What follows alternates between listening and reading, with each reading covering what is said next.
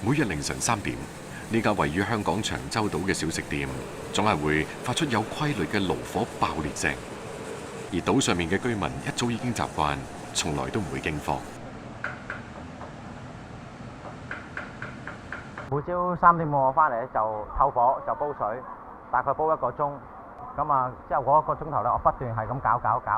我哋而家應該係81年嘅，今年係1米幾嘅大桶，將近3個鐘頭嘅熬製，3代人嘅手作堅持，呢個就係被長洲居民追捧咗81年嘅島上美食——長洲艇仔粥。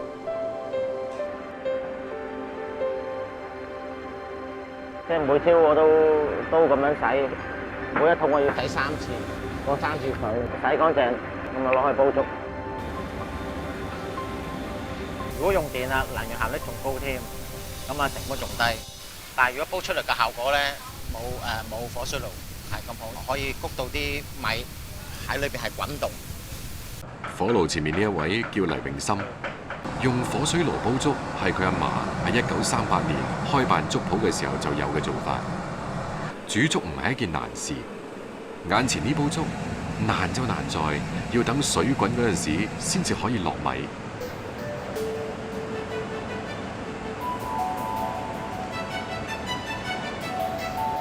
不停咁搞，係為咗令到粥出稠，米粒同沸水相撞，沸水令到米粒迅速膨脹，然後米粒粒粒飽滿，粒粒酥稠。差唔多得㗎啦，而家開始爆花㗎啦。喺火水爐爆熱嘅作用底下，攪拌加快咗米粒爆花嘅速度。跟住嘅下一步係阿嫲靚粥嘅家傳秘訣——落腐竹。腐竹可以令到粥底更潤滑可口。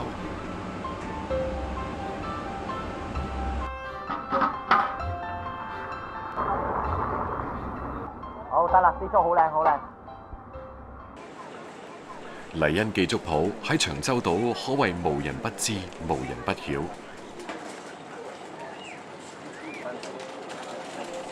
黎永森係黎恩記嘅第3代傳承人，為咗阿嫲嘅呢碗粥，黎永森除低咗中環白領嘅西裝，開始每日圍住呢個爐頭打轉，一轉就係20年。多謝先啊 ，OK。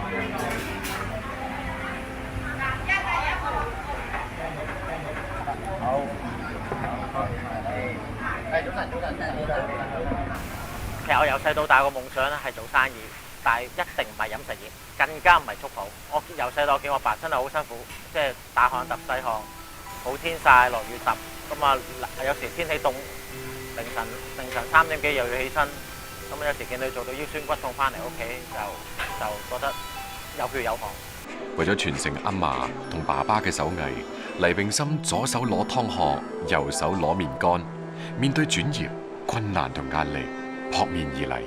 最辛苦係覺得個熱度係好辛苦，好辛苦。我成日都辣到啊，做到有一排做個神經痛啦，企喺度都痛嘅，好辛苦。除咗一碗新鮮滾熱辣嘅粥，黎恩記仲有一種引以為豪嘅地氣小食——牛脷酥。牛脷酥、鹹煎餅同油炸鬼被稱為老廣嘅遊戲三寶。相比起老廣早餐嘅標配油炸鬼，令到老廣欲罷不能嘅鹹煎餅、牛脷酥似乎唔太出眾，甚至有啲後生仔連聽都未聽過。牛脷酥並唔係喺酥裏邊加咗牛脷，而係佢嘅形狀好似牛脷而得名。牛脷酥嘅主要材料有南乳、雞蛋、麵粉同糖。要做一口酥香可口嘅牛脷酥，秘訣嚟自麵團。嗱，而家就落啲調味啦，落啲鹼水啦，咁啊等佢唔好起得咁快啦，慢慢搞，因為要搞到鹽啊，慢慢去溶晒，同埋嗰啲種咧，慢慢溶晒落去。咁啊溶咗之後咧，到時一猜嗰陣時咧，一攤佢會自己慢慢會升嘅，咁啊睇最靚嘅。用手猜咧，咁啊猜翻啲頭先喺機咧攪唔勻嗰啲麵粉，咁啊猜咗之後咧，咁啊可以起筋啦。要猜到佢滑晒，咁啊成個麵就好好食噶啦。切塊壓形，放置高溫嘅油鑊，用猛火炸，炸到表面金黃、中間淺白嘅時候就可以起鑊。咁樣嘅牛脷酥唔單止有油炸鬼嘅鬆軟口感，仲有淡淡嘅鹹香味，撈住粥嚟食，可解又膩。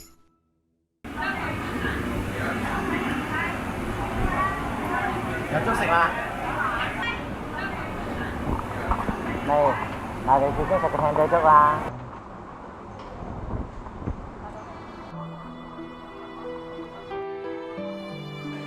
綿潤油滑嘅粥底，加埋魷魚、豬皮、魚餅、魚片、衰牛肉同花生，1分鐘嘅猛火快拌，一碗獨具長洲特色嘅艇仔粥應運而生。配埋牛脷酥、油炸鬼、鹹煎餅、白糖糕，伴隨住陽光捐入去大家嘅味蕾，叫醒咗長洲一日嘅幸福。黎永森話：黎恩記已經俾長洲居民追捧咗整整80幾年，佢要再長學20年，成就100年老店。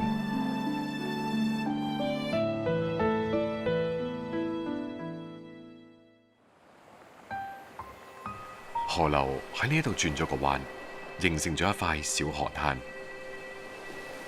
海河相連，呢度就係鯊魚涌。陳孝東係2005年嘅兵，退伍返咗屋企，一直琢磨住遊客嘅生意點做。前年就開咗呢一間民宿，係就係開咗，但係經營不善，每個月淨蝕2萬幾蚊，令到陳孝東唞唔過氣嚟。2號，對。陳孝東心急啊，開始喺特色菜品上面琢磨咗起身。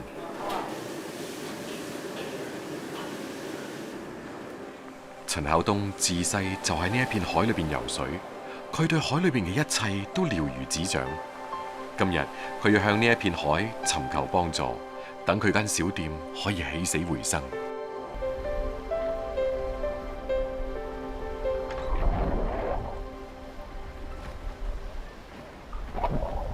今日海況唔錯，水流唔急。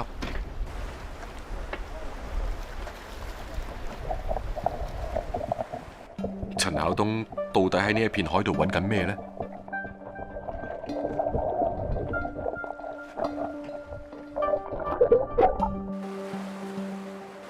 它這種有一些是帶點刺，它有一些是就反正奇形怪狀吧。我10來歲的時候發現有這個東西，我挖回去給我爸看，他說這個叫赤蠔，後面我就經常來挖。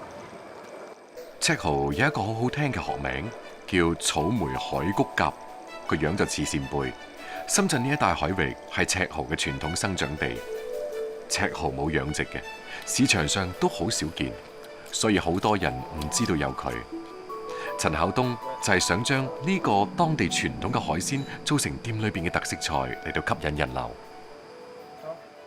天黑之後挖點荷包蟹，那個荷包蟹呢，也是我們這邊比較常見的一種蟹，但是知道它的人很少，因為它白天抓不到，只能晚上抓。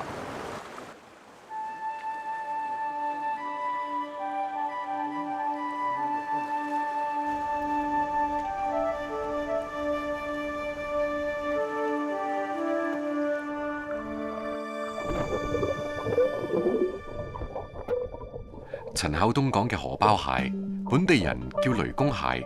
傳說話，一旦俾呢一隻蟹咬到，只有雷公嘅叫聲先至可以令佢鬆口，而且殼上面嘅紋路好似閃電劈落嚟，所以民間就叫佢雷公蟹。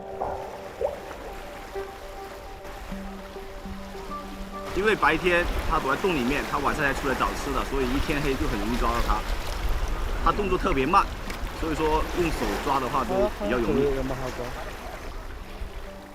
雷公蟹係呢一片沿海漁民自古以嚟嘅美食，但係難登大雅之堂，因為普遍肉小殼硬，但係呢啲都並唔妨礙佢嘅鮮甜。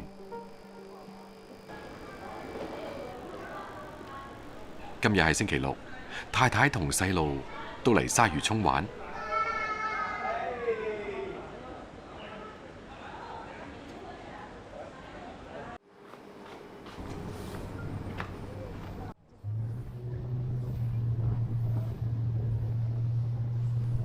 陳孝東覺得有啲愧對祖輩嘅係，講就話係水上人家嘅後代，但係兩個仔都唔識游水。喺佢內心，仲係希望啲細路可以多啲親近大海。來，這裡我們釣魚了，好不好？姐姐 ，hello，我們釣魚嗎？哦，我們釣到了，我們釣到了，來了，來了，來了，來了，又一條，又一條，掛掛。OK。不是我來的，是你來。掉了。不要打方向，抓緊方向盤啊！晚黑，陳孝東親自下廚為屋企人整自己開發嘅招牌菜火爆雷公蟹，將雷公蟹斬件，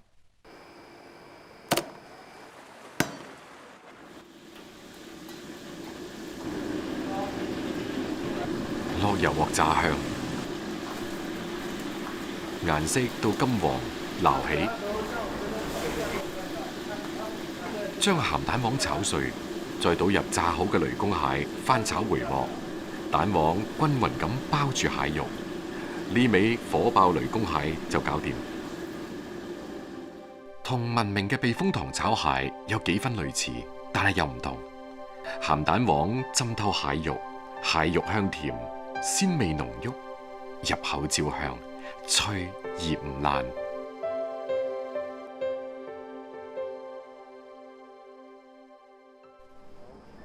煲水落米，放薑絲入去，少量花生油，將粥煮到9成熟，再將雷公蟹倒入去，加花生醬、白糖、胡椒粉等，炆煮5分鐘，最後撒啲蔥花，美味嘅雷公蟹粥就出爐啦！米香味同海鮮味交織喺一齊，米中帶鮮，香滑順口。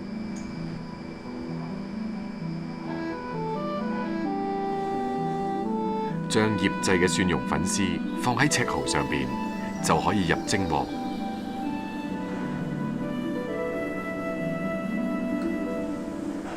簡單方便，更加係保留赤蠔嘅原汁原味。因為呢啲地道嘅美味佳肴，而家店裏面嘅回頭客越嚟越多，生意都越嚟越好。客人來到我這裡，就像看到老朋友一樣的感覺，所以說我還是比較滿足吧。來過吃飯的人，來過這裡住宿的人，介紹朋友、親戚過來的，都不是說外面過來找吃的找過來的，都是朋友介紹過來的。一個退伍兵，冇其他手藝，靠住生佢養佢嘅一方水土同唔認輸嘅拼勁。陳孝東為一家人遮風擋雨，勞動創造幸福生活。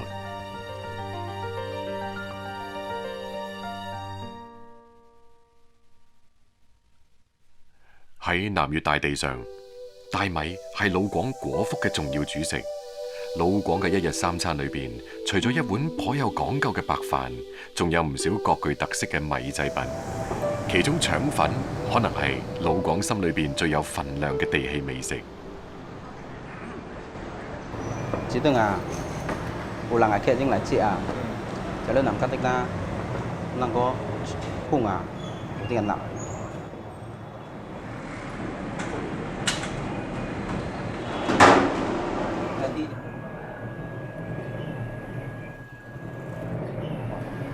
mỏ dạ mỏ thanh nằm họ 隔籬比較是好啲嘅，但是黃鱔毛，黃鱔之前黃鱔毛。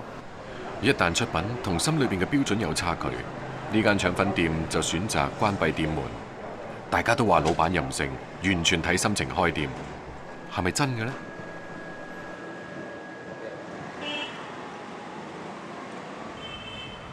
？1年前做電商生意徹底失敗，令到黃俊生同鄭慶斌着上咗圍裙，做起咗起早摸黑嘅腸粉生意。小時候奶奶牽着我去吃腸粉的那種感覺，到現在一直都很懷念。汕頭的腸粉名揚在外，但是我想做一些比较有特色的东西，来吸引到更多的人来喜歡這個東西。腸粉嘅起源冇一個權威說法，唯一可以肯定嘅就係隨住人類飲食習慣嘅相互影響，腸粉呢種地道而又簡單嘅美食，早已經遍佈各地嘅大街小巷。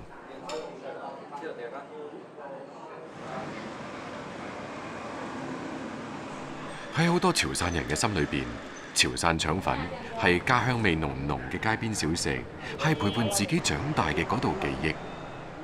潮汕腸粉同其他地方嘅腸粉又有啲咩唔同呢？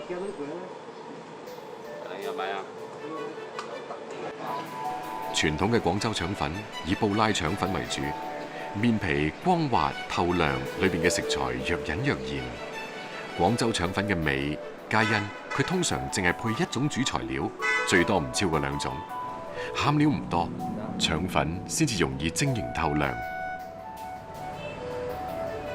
潮汕腸粉嘅面皮冇廣州腸粉講究，潮汕腸粉通常會喺粉皮上邊配豐富嘅餡料，雞蛋、瘦肉、生蠔、蝦仁、豆芽等，混喺碗裏邊攪拌之後，直接倒入去半熟嘅粉皮上面蒸，餡料十足。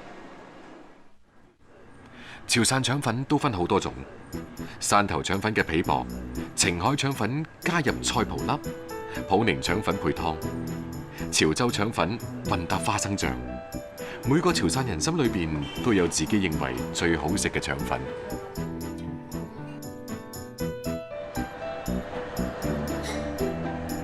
隔行如隔山，揀邊一種米？米同水嘅比例、蒸煮時間嘅長短、上台之後嘅配料，睇落好似簡單嘅一條腸粉，每個環節都係學問。想通過求學掌握腸粉技巧嘅黃俊生，被多次拒絕。可以吃苦耐勞、善於迎難而上，係汕頭人與生俱來嘅特質。既然求人解決唔到問題，只能夠求己。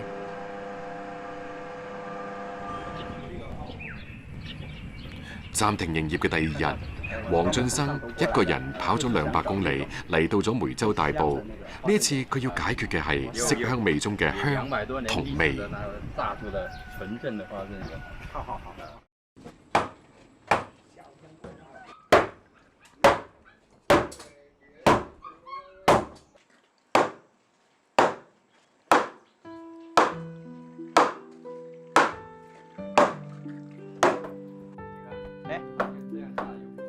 阿姨，阿叔啊，哦，在炸了、啊，哇，好香啊！这个花生油，花生油好香，好香，好香！哇，大哥說你們這裡有200多年了，這200多年了，這個啊，我這個200多年了啊，到現在一直有在做是吧？有。揾到咗理想嘅花生油，黃俊生迫不及待要趕返店裏邊，佢要第一時間做特製嘅腸粉醬油。我的配料主要有花椒、八角、香葉、桂皮，再加上生抽、老抽，煮上個20分鐘就可以了。一裏一外，合作無間。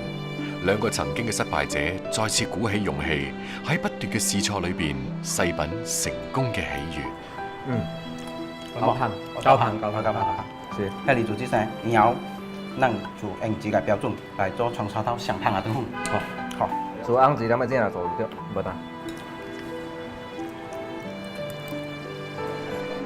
對於街坊嚟講，一碟腸粉能夠令人食出潮汕嘅本味；而對於黃俊生同鄭慶斌嚟講，呢碟腸粉卻係能食出人生成功嘅味道。成功就喺呢方寸之間。雷公嗌一聲先至會鬆口嘅火爆雷公蟹，聞起身臭，食起身香嘅梅香鹹魚茄子煲，夾裹住7種餡料嘅汕頭腸粉，一碗粥裏邊有乾坤嘅艇仔粥，香傳四方嘅滷水滷鴨乸，就地取材，傳統烹飪，成就咗一道道接地氣嘅家常菜。佢哋用味蕾嘅記憶，喚起咗我哋對家鄉最真摯嘅思念。